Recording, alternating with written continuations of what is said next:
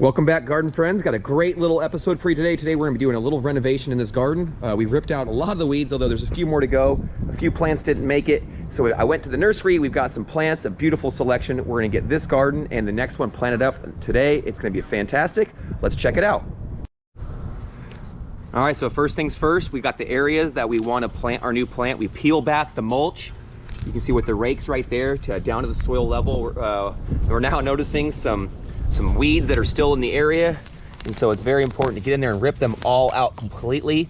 And what I mean by that is you got to pull out every last piece of that weed that's in there, especially with this Bermuda grass. It's imperative that you get it all out. So that's what we're going to do. So if this is our planting site, we're going to peel back the mulch, get it all the way exposed down to the dirt level, rip out any weeds that are still in the area, and then it's time to plant.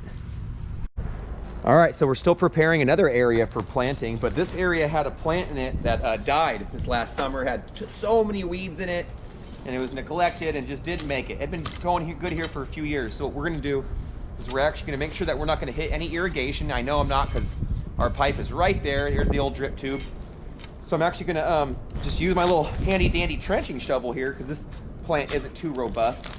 I'm just gonna pull all of it out, get all this material out of here, and I'm going to toss it right away into a container. It's waiting by because I don't want to dump it on top of the soil here or leave it here.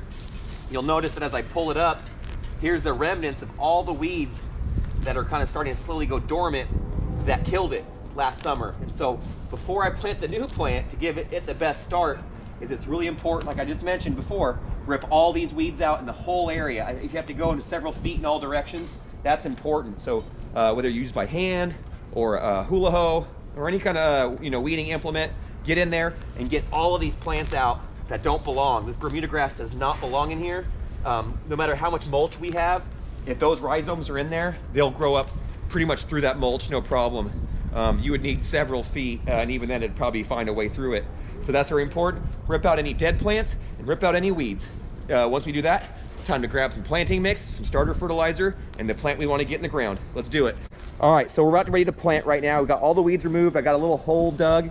We're planting 1 gallon, so that the hole doesn't have to be massive or anything. What this wonderful student is doing right here is he's actually tickling the root ball under orders, of course. He's like, oh, and you can see these balls coming out of it. That's just fertilizer. There's like these little pellets in there. Looks kind of like Osmocote. We've talked about that in the past, maybe fertilizing houseplants and whatnot. Oftentimes the nurseries that grow these, we'll put that in there. So what we're gonna do is we're gonna massage that root ball. Maybe if you need to use a small knife, you can. This one's kind of already drawn on the drier side, so we're just gonna kind of massage it, basically loosening those roots so that way they don't continue to grow and encircle themselves and girdle themselves. This plant's got pretty thin fibrous roots, so it's not a big concern, but we definitely want to help this plant get its roots outwards and established. We also have a little bit of planting mix and some starter fertilizer that is really good for early root development. It has mycorrhizal fungi in there, which has this beneficial action of basically as it grows and thrives, it attaches itself to the roots and then basically supercharges your plant's roots, so that way the roots can actually work way better than they normally would. So we're gonna add some planting mix, we're gonna add some starter fertilizer, and then we're gonna get this beautiful plant in the ground. This plant is actually a salvia type of sage, and it is gorgeous. It's actually a new variety. It's not exactly the same as the other ones in this garden. Looks similar, but a little bit different. So I'm really looking forward to seeing how this grows. The flowers are beautiful. I think it's cranberry is the name. So let's get this one planted, and we'll see how it goes. All right, I think we're ready. So go ahead and get that thing lined up. How does it feel in that hole? Well, can I see the plant really quick? So when you dig your hole, you really want your hole deep enough so that way you can plant this plant at the proper depth. You don't need to put soil up the trunk of this plant. That wouldn't be helpful. But you also don't want to leave the top of this root ball exposed. I've seen people plant plants and they leave a big spot exposed. That's going to not be helpful. We do want it on a slight little hill. Actually, the level you have it at is actually really good. That's perfect. So if you can hold it right there, bud, keep it nice and vertical. What we're gonna do is we're gonna dust it with some magical fairy dust. You gotta think happy thoughts at home. In the comments below, what is your happy thought? If you had some magical fairy dust that could help you fly or your garden grow good, but it only worked if you thought your happy thought. What would that happy thought be? So for us, that's the Sure Start right here. That's a 462. Like I said, it's got that mycorrhizal fungi in there, so it's just really good. So the soil here isn't the worst, but it is a little heavy with clay and doesn't really have a ton of organic matter in it. So we're just gonna amend that. I'm gonna throw a little bit in and kind of just stir it in kind of wildly with my hands. I don't like to have layers of different soils in there. If you're gonna be mixing some good soil with your bad soil, you actually truly do wanna mix it. If your soil is really soggy because it's been raining a lot or you've had irrigation problems, it's probably not the best time to be digging in your soil. As oftentimes it's not a great time to dig up your soil if it's too wet. One way to realize if it's too wet is if you grab a handful of your dirt and you squeeze it together in a handful, and it keeps that shape without crumbling apart easily by touching it, putting pressure on it, then it's too wet. Mine kept the shape and then crumbled when I touched it, so that's good. We're good to go here. Like I said, we're gonna add a bit more of this planting mix in here. That way this soil can hold a bit of you know, moisture, but still breathe a bit. I noticed it kind of doesn't like to drain too quickly out here. So we're also gonna, like I said, mix it in with oops, sorry bud, get that off your shoe. We're gonna mix that in with the native soil here. And then when we're done, we're gonna water it. And then we are going to make sure the mulch is actually pushed back. The irrigation will be put into place and updated if necessary. And then we'll be done. So let me grab a little bit more soil, because this salvia is gonna want the best start that we can give it.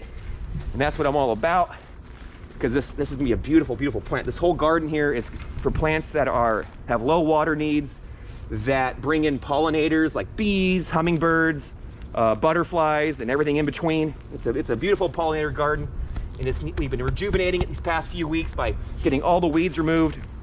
And now we're doing the final step of rejuvenating it with a few fresh plants to help bring in some more wildlife, because lately we've been seeing some bees, we've seen some hummingbirds, we've even seen some monarch butterflies. But you know what? I want to see more. I want it like humming over here. I want every plant just covered with some creatures that are having fun and doing what they love to do best, because that's what we want around here. I'm going through one last time to make sure there's no weeds left over in the area, or even pieces of those weeds. You know, I get a little crazy about that. Like I said, I want to make sure that root ball is completely covered. Doesn't mean I need to pack soil right around the stem of this woody plant. That wouldn't be super ideal. So I'm just putting it around, making sure all those roots are covered up. If you want to make a little watering berm at the edge, you can. But for a plant like this, it's so small, it's probably not going to need it. It'll get established pretty quick. And it's a pretty cool time of the year too. So it's going to get rooted in pretty quickly, which I like. Fall is a great time for planting, and I hope you're planting at home. And just like that, we are just about done. But before I finished up and pushed everything back into place, I wanted to show you how the plants look, but we also had to update the irrigation to it. So we have an old drip tube going through here, lots of old holes we had to fix, and then some irrigation that were out of alignment. But you can see right here, we got a little drip tube going on in there, and going all the way around the perimeter of that plant. You can do it with, like, you know, a drip emitter where it's just a single emitter, but that might not be enough. Might take several on either side. But for us, making a nice circle all the way around that plant is going to be good for us. We try to make it large enough to where the plant has some room to grow into, and it can be adjusted. But we also don't want it so far away that the roots actually don't have access to that water. But so they're it's a happy medium. So you can see we've got Lavandula stoeckis, autoquast, nice Spanish lavender that doesn't get very tall, doesn't get too wide, and the bees love it. We have yarrow, also known as Achillea.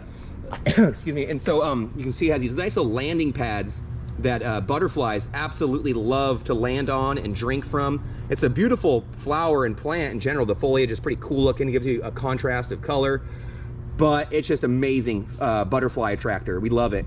I think the bees might like that one too, but you know, of course we got the salvia. That one was already in there, but we had lost one over here. So here's a new salvia we just planted.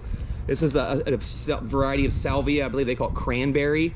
So it's a bit different color than the other one we have here. The hot lips is very similar, but slightly different. And I think it's gonna be a great little plant there. You can see it's got its drip system going onto it right now. I got it turned on. We wanted to test everything to make sure there wasn't any massive leaks. You can see it's coming out pretty good. What's nice is there's enough there that where I won't have to run it for that long. I tried to make it to where only the plants that are out here have drip. So any old drip that was out here, like this one right here, that was going off to nowhere, that didn't have a plant to water, we goof plugged those up and kind of stuffed them up. And so now we got water going to the plants we're gonna love. I think it's going good. We turned it on to make sure we didn't have any breaks. Sometimes when you're digging in here, you'll notice you'd make a mistake or something, and I'm the king of that, of hitting the pipe and slicing it open. But you know what? Those are easy repairs to make. We do it all the time, but luckily during today we didn't have that problem. We also removed a ton of weeds as we were in here, just to show you a little bit. You can see some of the debris and weeds and plants that really didn't belong. There were some volunteer lavender that had been here, and what they were doing is they were growing right around this area, and they were kind of putting pressure on a few other plants that we didn't want them to. So that salvia was getting pressure from them. And then this little plant right here was gonna get pressure from them because there was one right there, one right there. Now they're gone. The anagoxanthus right there, the kangaroo paws are gonna do better. You can see they were kind of getting beat up over the summer. And a lot of the plants out here, sometimes when they get beat up, it's from the weeds outgrowing them. But in this case, it was only a few weeds that were really competing with them. It was the lavender that was just growing all the way around them, and they were not getting any sunlight. And so they were basically struggling just to photosynthesize. And you know, this one's a volunteer, but I decided not to move him, even though it kind of breaks up our pattern. This is actually milkweed, Asclepia. And so it's a great little plant. You can see his friend over there blooming. So I usually don't try to, I don't worry about them too much in this garden, because the whole point of this garden is for pollinators, butterflies, bees, hummingbirds, all those wonderful little creatures and wildlife. But that's it. I'm gonna do one last clip. So we're gonna come back. What we need to do now is we're gonna rake this over without damaging the irrigation, hopefully. We'll bury all that irrigation, so when we're done, you won't see any of ththose tubes. Hopefully, you shouldn't. If we do, then I made a mistake. But we're gonna cover them up, 3 to 4 inches of mulch, definitely. That's what we're gonna need to do. And we may even have to add some more mulch later this season, but I think we're gonna be good to go. So it's time to spread this mulch back out and see how it looks.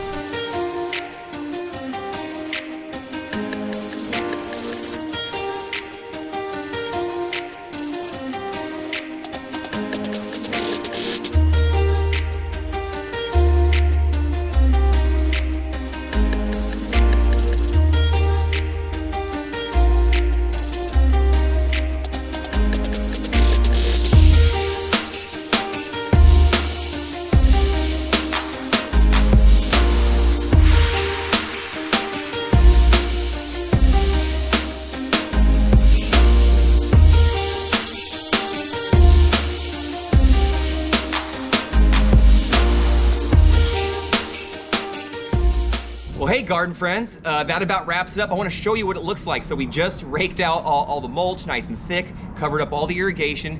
I want you to take a look at these plants to see the finished product. It's been a great day. The students have been wonderful. Mr. A has been wonderful as always, but I want to show you how wonderful this garden looks. So let's take a peek. So come on in, you can see we got all that irrigation. Yep, all that irrigation's covered up now. You can see we've got the yarrow, the lavender, more yarrow, more lavender, all the way down.